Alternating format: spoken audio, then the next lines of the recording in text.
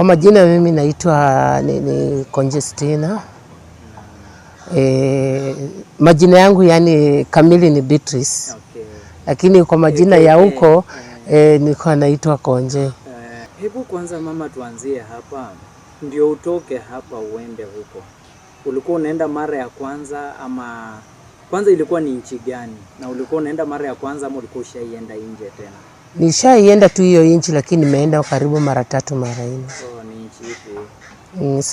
Saudi Arabia. Saudi Arabia. Sasa mimi unajua kwamba wakati nilisafiri kwenda huko kikazi, yenyewe nilifika huko kikazi, nikachapa kazi.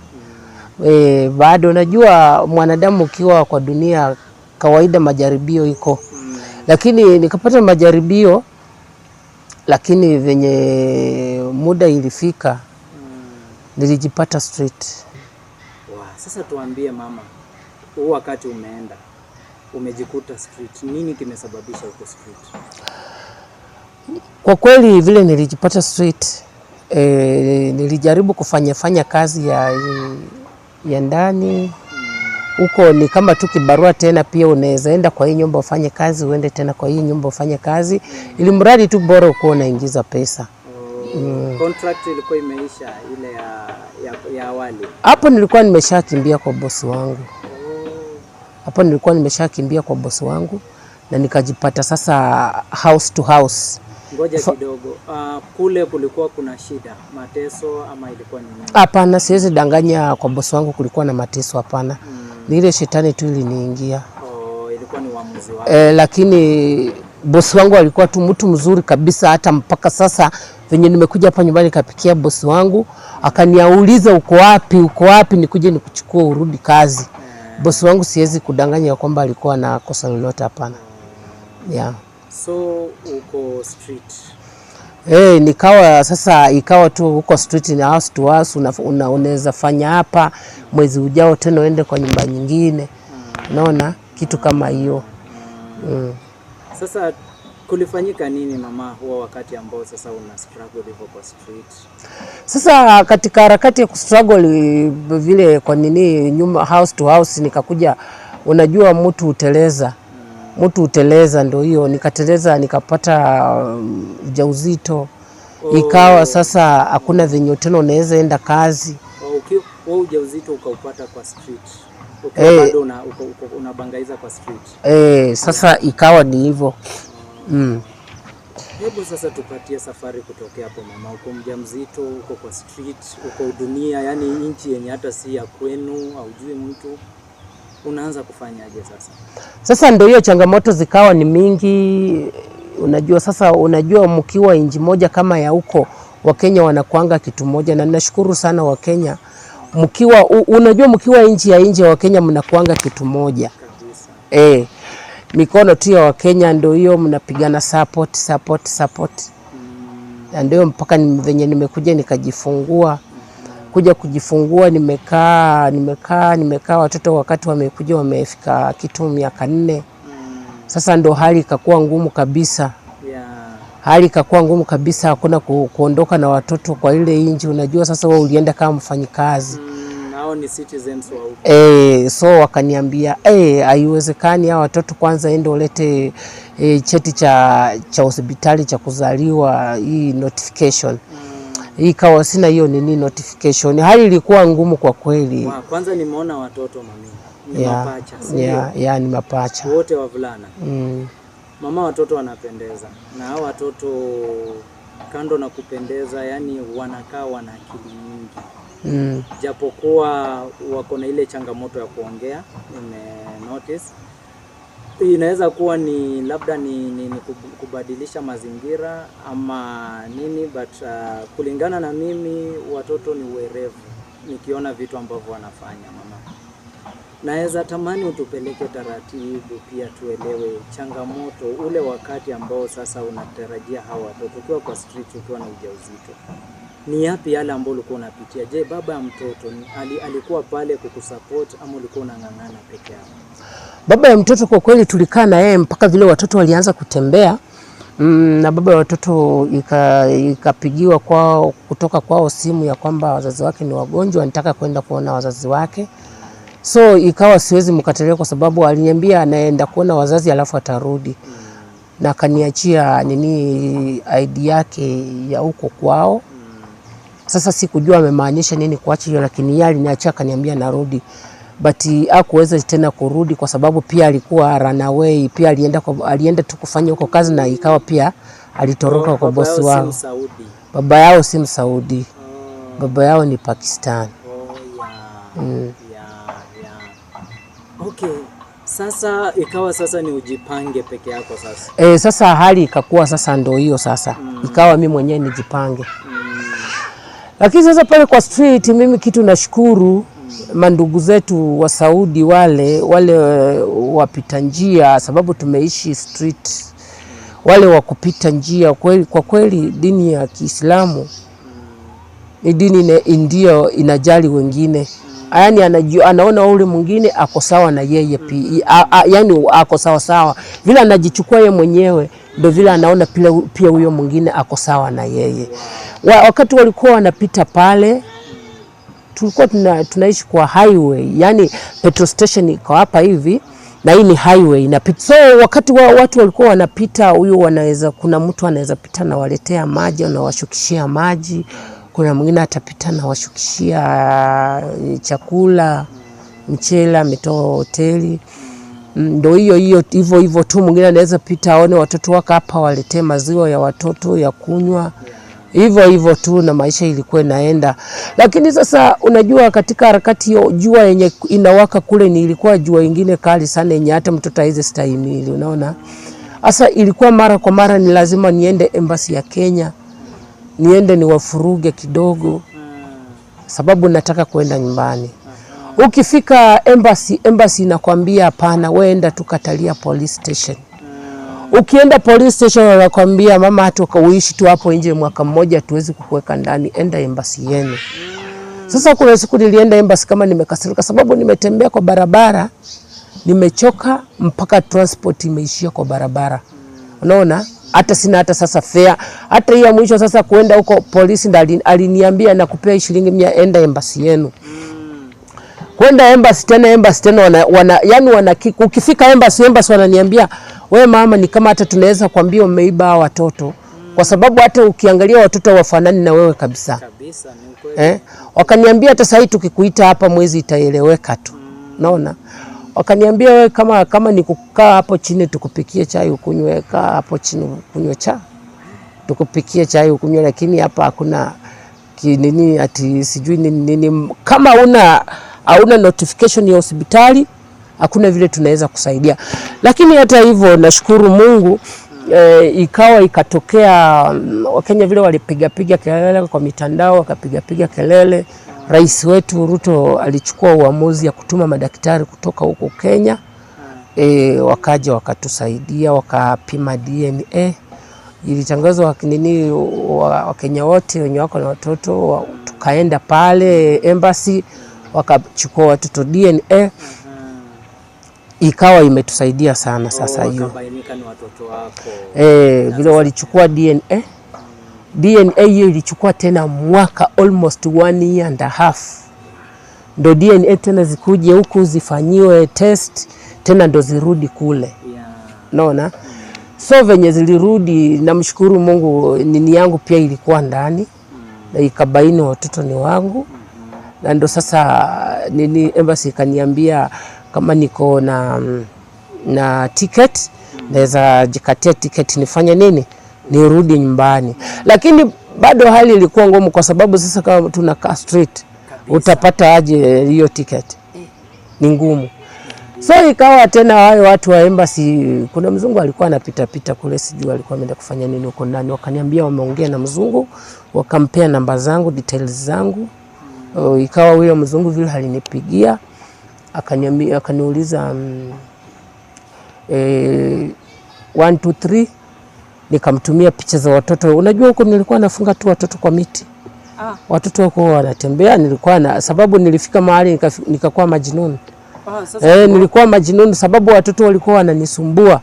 Kulingana kiwango yenye watoto walikuwa wamenifikisha ndani. Huyu anakimbilia huku, huyu anakimbilia huku. Unaona? Sasa utaenda ukamate mgani? Na hii ni barabara, ni highway. Magari zinapita kupita hapa, gari inatokanga huko imefurisha kufurisha, unaona?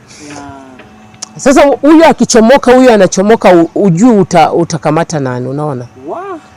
Sasa ilibidingi mpaka kwa active mapema tu, yani wakiwa wadogo. Sasa ilikuwa inabidi mpaka ni wafunge kamba. Sasa wakati mzungu aliitisha picha za watoto nimtumie, kweli venye nilimtumia akaona hii naye ni kali. Mzungu paka alishtuka akaniambia tomorrow you are flying. Tomorrow. Yani akawa msamaria mwema. Yani vile aliona watu akasema hapana. Dili hiyo kesho yake tu kitu saa 4 saa 5 alikuwa ameshanikatia tiketi tayari na akanitumia. Immediately Pole mami. Sasa mambo yakaenda tu vizuri, ukapanda ndege. Mambo yalienda tu vizuri venye mzungu alinitumia hiyo tiketi, nikamwambia hata ukinitumia hii tiketi mimi sina hata venye nitatoka hapa tena niende nigwame Jomo Kenyatta nini airport. Tena niende niishi huko. Sasa tena sitakuwa ni ngumu. Sina hati ya kunitoa sasa hapo kwenda nyumbani. Akaniambia haina shida, wewe enda. Nitatuma pale watu wangu watakuchukua. Utafika tu nyumbani tena vizuri. Na yenyewe vile nilifika airport Jomo Kenyatta, ikafika alikuwa amenitumia watu wake. Kuna hiyo ni kampuni ya kulea watoto, huyo nani sijui anaitwa nani. Nini kama social service. Alikuwa amenitumia watu wake hapo, nikachukuliwa. Nikaenda nikalala kwake huko, alafu ndo kesho yake nikapandishwa gari nikakuja hapa Bungoma. Na sasa mama, umefika Bungoma, watoto umewatoa Saudi Arabia. Niambie kwanza, changamoto ni gani na walifitaje kwa hii environment, na wewe pia umeng'ang'ana vipi kufit kwa hii environment? Kwa kweli hata afadhali ninaona hao watoto wakati tumekuwa kule, hata ni heri ningebaki tu straight. Mbona unasema hivyo mama? Kwa kweli sababu ukiangalia mazingira ya watoto hapa na huko, hata heri huko. Kwa kweli kitu nime experience hapa, hao watoto yani hapa wanapitia hali ngumu. Kwa sababu ukiangalia kweli hata wakiwa na wenzao wao wanakaa tofauti. Yani wametoka kwa mazingira tofauti, wamekuja kwa mazingira tofauti. Chakula chao, wanakula tu chakula same na watoto wengine, ama kuna vile unalazimika kung'ang'ana kutafuta vitu special zenye wanakula, labda wana shida za kiafya ama wako tu sawa? Kwa kweli vile wamefika hapa, huyu mmoja unajua kuna wawili venye wako hivi, huyu mwingine namuitanga Pakistan na huyu mwingine namuita Mkenya, kwa sababu unajua nini, ule mwingine alifuata kama Kikenya, yani yeye kila kitu anakula. Huyu mwingine umemuita Mkenya Amud. Huyo ndo Amud. Alafu Abud. Huyu ni Abud. Wanywele mingi ni Abud. Sasa huyu Mkenya yeye anakula kila kitu, yani yeye habagui. Unaona? Lakini huyu Pakistan yani kwa kweli anasumbua. Yani yeye anajagua kila kitu yenye anakula. Lakini unajua sasa Kenya naye ni gani? Ni Kenya naye ni Kenya, vile ilimtandika vizuri. Ilibidi sasa aanze ilibidi aanze kukula. Lakini namshukuru Mungu saa hizi anakula, pia anakula yenye wenzao wanakula. Na changamoto zipi zingine mama unahisi wamepitia ama umepitia wewe tangu kando na sasa mambo ya lishe? Changamoto zingine tu ni gani?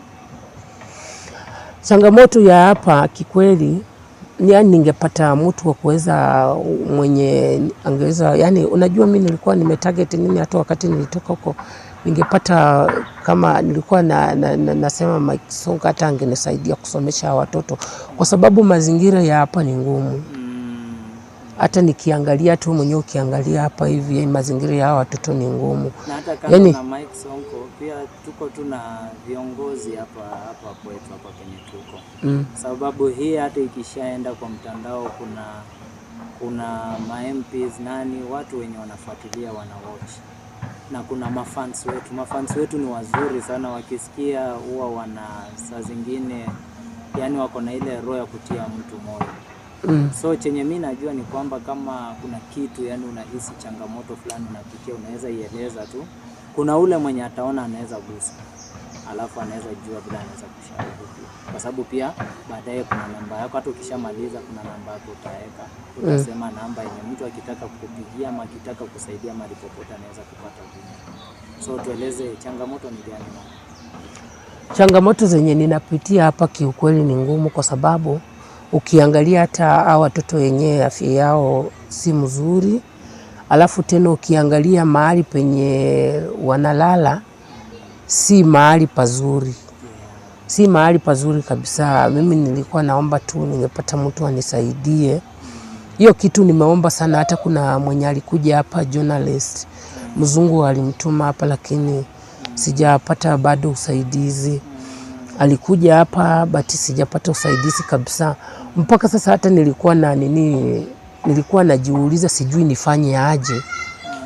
Mpaka sasa akili ilikuwa inaniambia basi kama yani nilikuwa sasa kila kitu najua mimi napenda kuacha kwa mikono ya Mungu.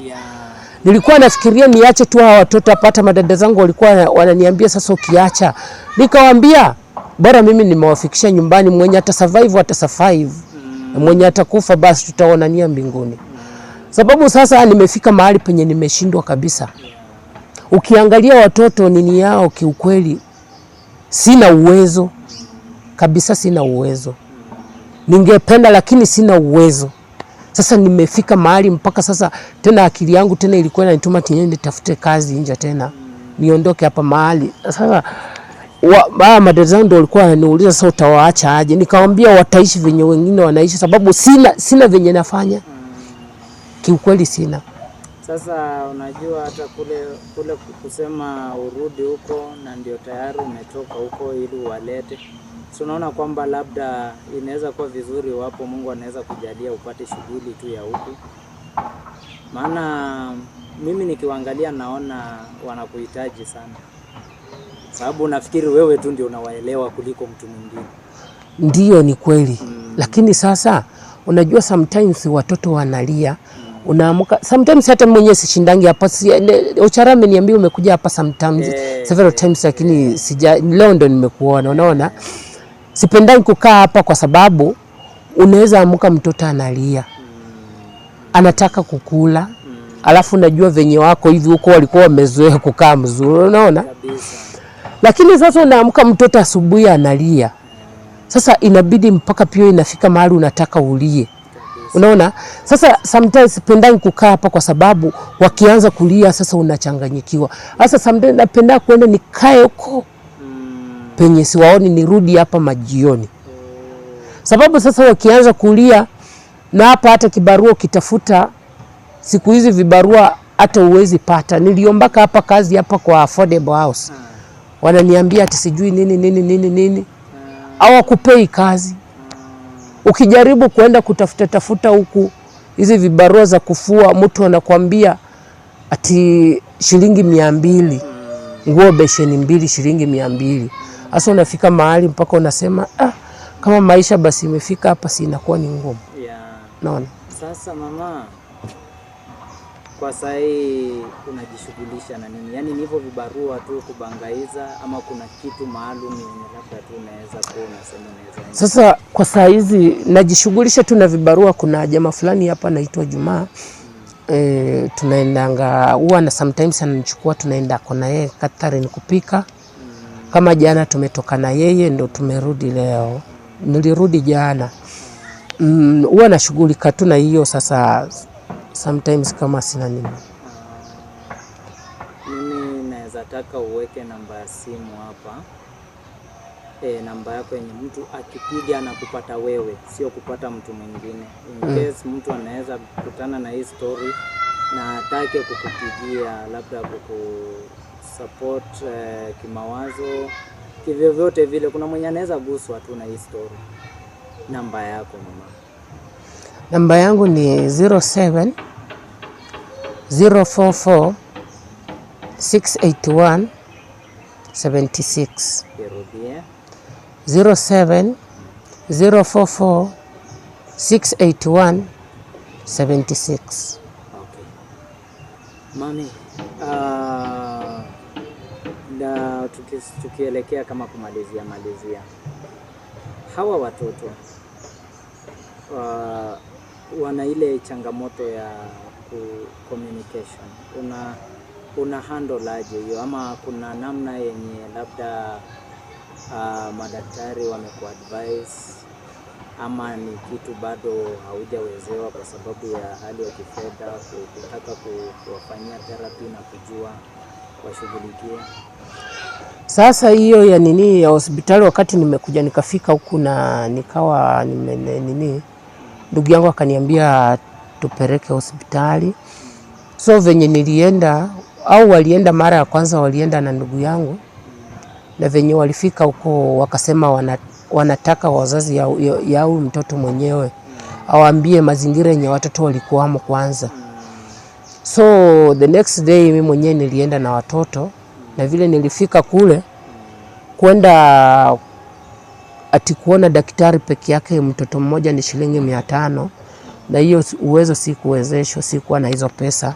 Hospitali nilifika, lakini uwezo ya kwenda kuona hiyo daktari kila mtoto 500 sikuwa na hizo pesa. Ikabidi sasa nilifika tu pale kwa nini, alafu nikarudi, sikuingia kwenda kuona daktari. Wow. Na sasa huwa una manage vipi yani wao wana manage vipi kuwasiliana na ndugu zao? Yani ama wameadapt tu, kuna namna yenye akifanya kitu fulani unaelewa anataka kitu hiki, akifanya kitu fulani, yani unawasiliana nao vipi? Sasa watoto wenyewe wanajua kuwasiliana nao. Ukimkataza kama ameshika kitu yenye unamkataza, ukimwambia wacha, atawacha. Kusikia anasikia. Na kama anataka kitu yeye. Sasa kama anataka kitu mwenyewe, kama anataka kitu kama maybe maji, ataenda achukue kikombe na akuletee. Ndo utajua anataka maji. Okay, so kwa ujumla wewe kitu unaweza tamani ni kwamba upate mtu ambaye anaweza guswa akusaidie upande wa lishe ya watoto na upande wa matibabu yao, haswa kule ile therapy. Yani hiyo kitu ndo nilikuwa naomba tu, yani ningetamani tu nipate mtu mwenye anaweza nisaidia, yani ningeshukuru sana sana sana. Sasa sisi chenye tunaweza omba kama Fela Entertainment ni kwamba viewers wetu wenye wataview hii, mwenye ataguswa, mwenye ataona kwamba anaweza taka kumencourage huyu mama kwa namna yoyote, kama unajua hata una vyakula, mavazi au watoto, ama unaweza msaidia kwa namna yoyote, viewers tuna request.